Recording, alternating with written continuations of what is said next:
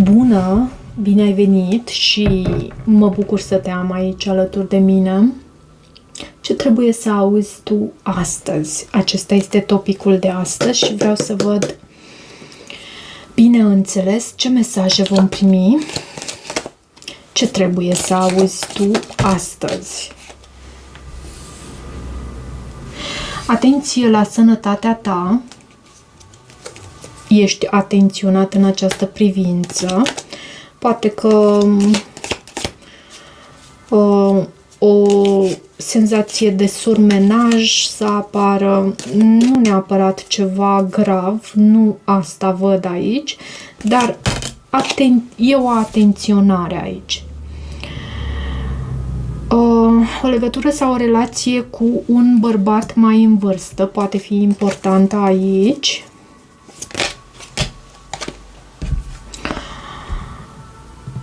Întețește-ți eforturile dacă tu vrei să îți obții obiectivele, să dobândești, să îți realizezi obiectivele tale, un nou job, o nouă carieră pentru tine și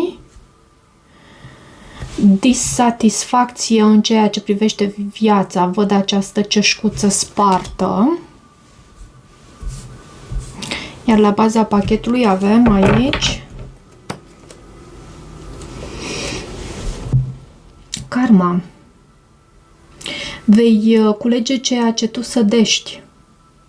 Vei culege ceea ce tu sădești. Acest card karma, asta vorbește, asta transmite și aș vrea să clarific înainte de a, bineînțeles folosind tarotul, înainte de a intra în aceste energii pe care le-am primit aici pe masă, aș vrea să clarific și acest card karma.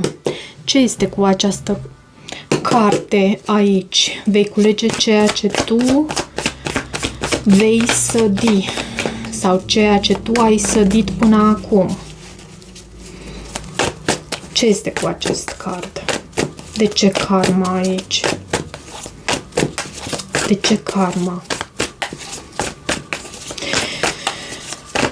Poate atenționare și în privința sănătății, pentru că am avut acest card aici. Să nu încerci să exagerezi în a te solicita. Poate și asta. Să nu te supra-soliciți. De ce karma? Ce este cu acest card? Ce vrea să îți transmită aici acest card? Moartea. Și asul de cupe. Poate ai de a face cu un scorpion.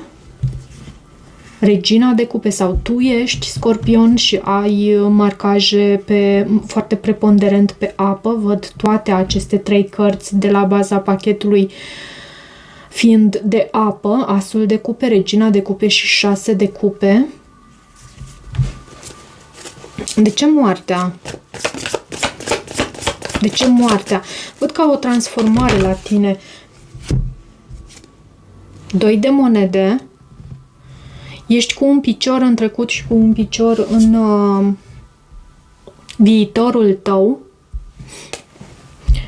Cavalerul de bâte. 2 de cupe și pajul de bâte. Poate ai de făcut și o anumită alegere. Tu cu acest 2 de monede poate ai de făcut și o anumită alegere. Există cineva pe care îl iubești aici. Există cineva pentru care ai pasiune. Există cineva care sau cu care tu poți să formezi acest 2 de cupe. E poate ceva recent, pentru că avem și 2-ul de monede înaintea acestei secvențe.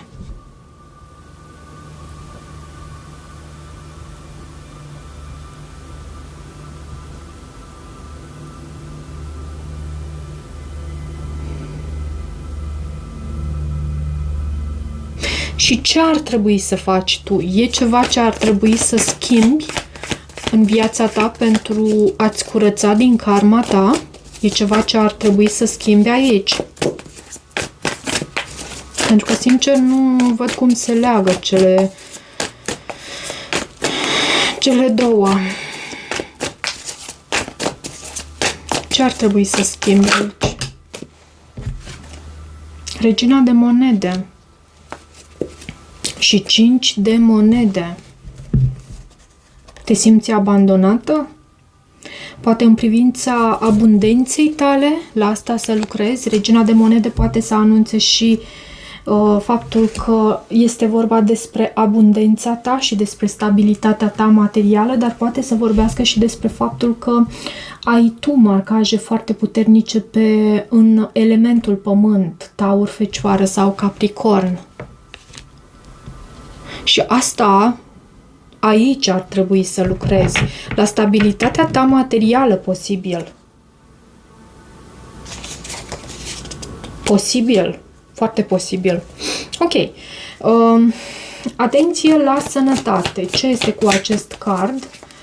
De ce ești atenționat în ceea ce privește sănătatea ta?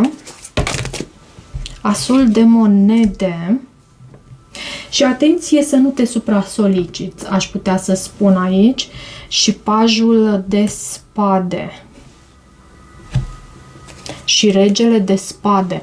Poate ai de a face cu o nouă ofertă din partea unui semn de aer, un gemeni, o balanță sau un vărsător, ofertă de comunicare din partea acestei persoane, un as de monede, ceva cu stabilitate, cineva care te urmărește.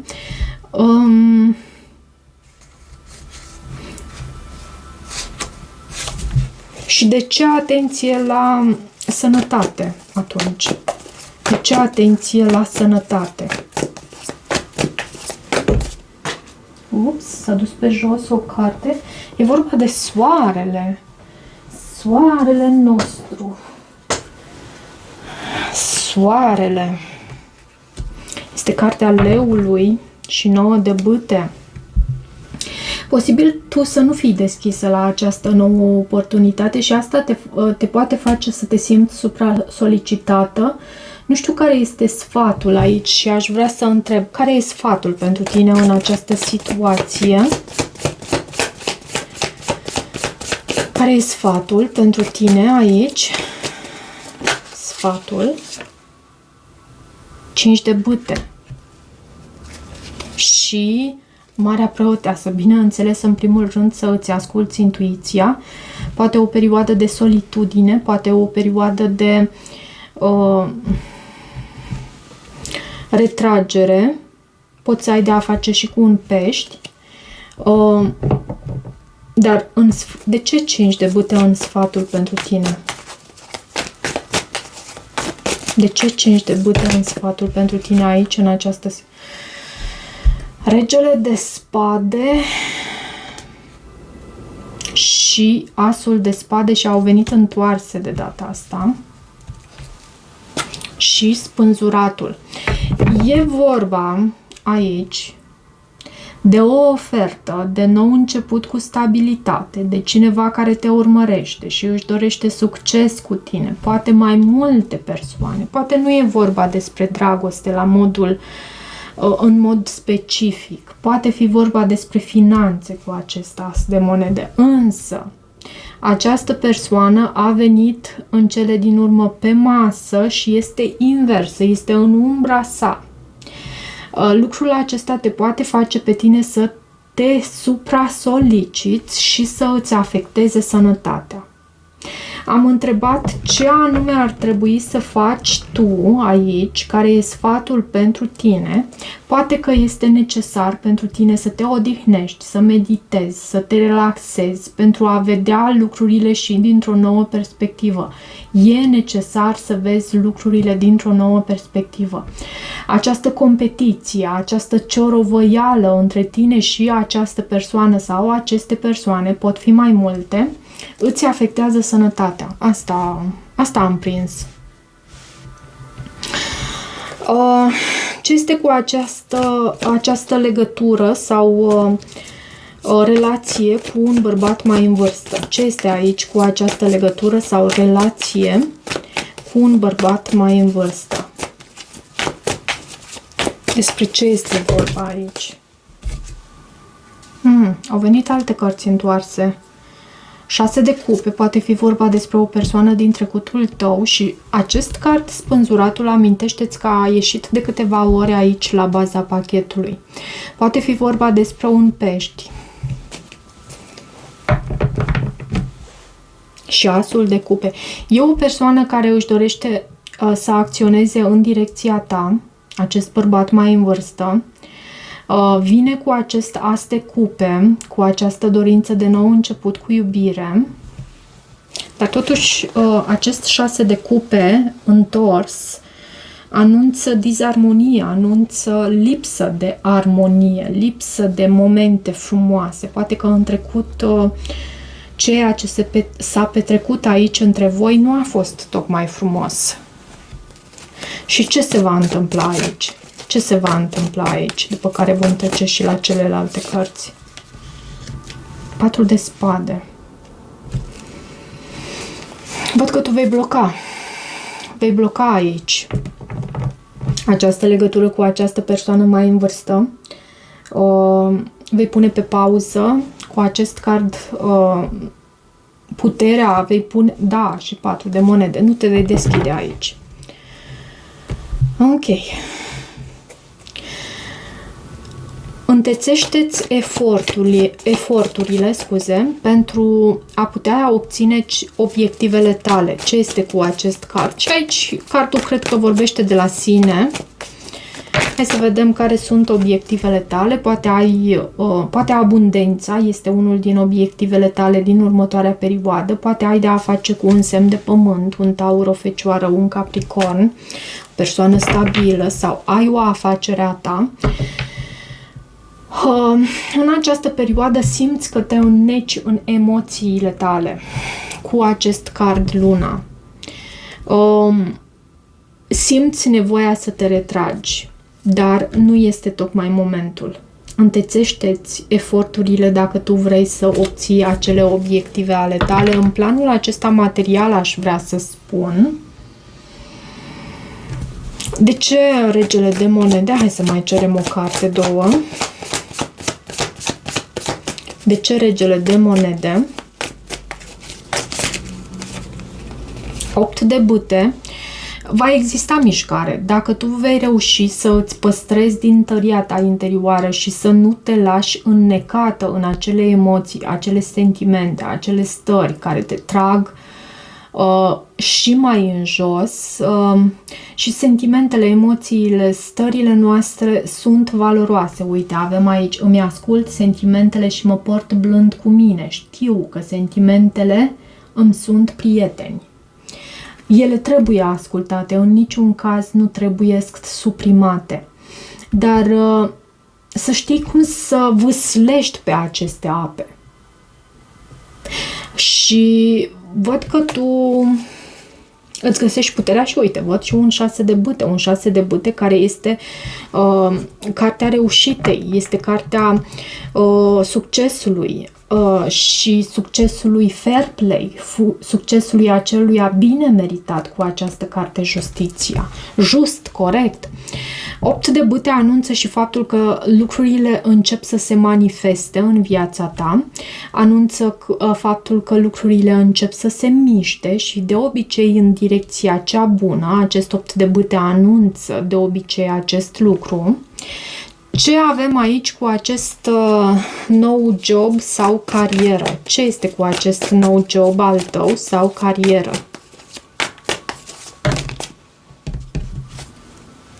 Mm. 5 de spade și turnul. Multe bătăi de cap și nebunul pentru a păși aici în necunoscut pentru acest nou job. Poate pentru unii dintre voi vă doriți un nou job, o nouă carieră, dar sunt multe bătăi de cap aici. Avem 5 de spade, turnul. Pentru un nou început, pentru o colaborare, pentru munca pe care tu o prestezi. De ce aceste cărți în ceea ce privește acest nou job, nouă carieră? Te simți ușor copleșit, poate, în ceea ce privește acest nou job, carieră. E foarte mult efort necesar de depus, dar e necesar.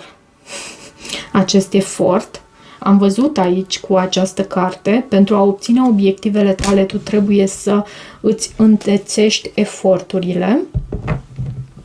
Simți că înaintezi foarte greu sau chiar aproape deloc aici. Și văd și un rege de cupe. 7 de monede. Poate că există și o energie masculină implicată, un rege de cupe, un semn de apă, o persoană care aduce blocaje. Ok. Ce este cu acest card? Sau nu vreau să înaintez, înainte de a extrage și un sfat pentru tine în legătură cu acest nou job sau carieră. Care e sfatul pentru tine? Care e sfatul pentru tine aici? Justiția, să rămâi fair play. Ok? E foarte important pentru tine să rămâi în această atitudine justă, corectă, neutră, pentru că judecătorul este neutru și încearcă să pună în balanță faptele.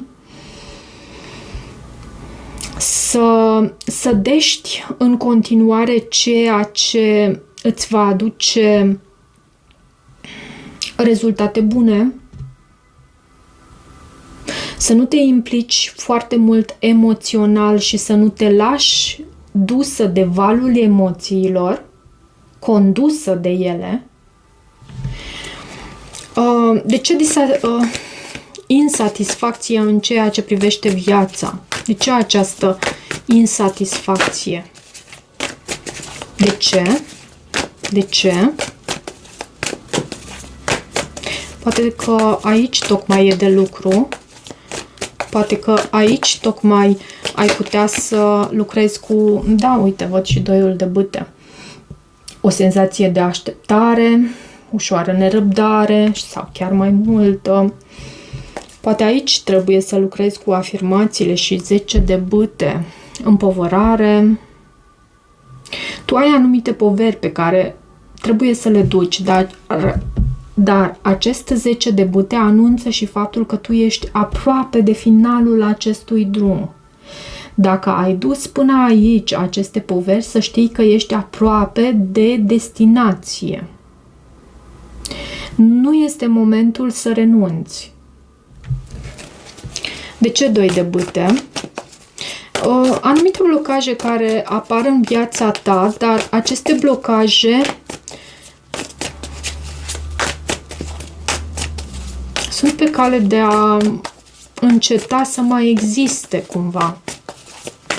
De ce 2 de bâte și această insatisfacție în ceea ce privește viața? De ce 2 de bâte și această insatisfacție în ceea ce privește viața? De ce?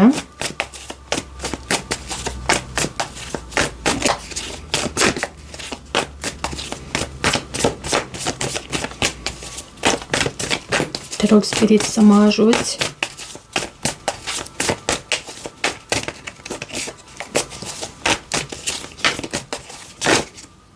Ok. Avem judecata. Și 5 de monede. Acel sentiment de înnec. Îmi vorbește acest 5 de monede, îmi vorbește de acel sentiment de înnec. În neputințele tale percepute sau nu doar. În emoțiile tale, în blocajele pe care le-ai întâlnit de-a lungul timpului și care te fac, de fapt, ți-au demonstrat că tu nu poți. Încearcă să nu te lași dusă de valul acelor sentimente și atunci când te surprinzi, pentru că și tu ești observatorul vieții tale, observatorul în viața ta, de fapt. Atunci când te surprinzi făcând acest lucru, cere ajutor. Roagă-te, spune o afirmație care să schimbe tiparul acela mental care te face să crezi că de fapt ești blocat, blocată. Roagă-te. Spune afirmații. Afirmații, bineînțeles, pozitive, care să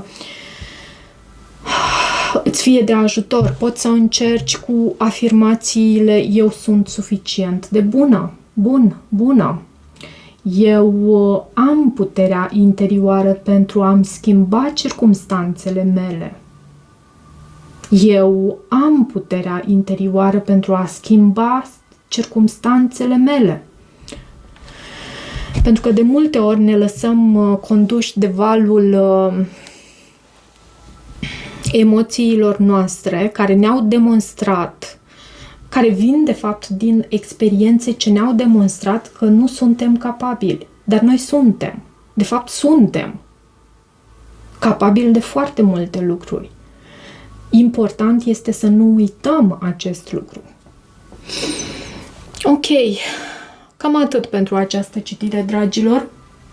Am să o las astfel și am să o încarc pe platformă. Eu vă mulțumesc mult pentru faptul că îmi sunteți alături. Dacă rezonați cu acest mesaj, nu uitați să vă abonați canalului, să mai treceți pe aici, să-mi lăsați o apreciere și un feedback al vostru. Toate bune!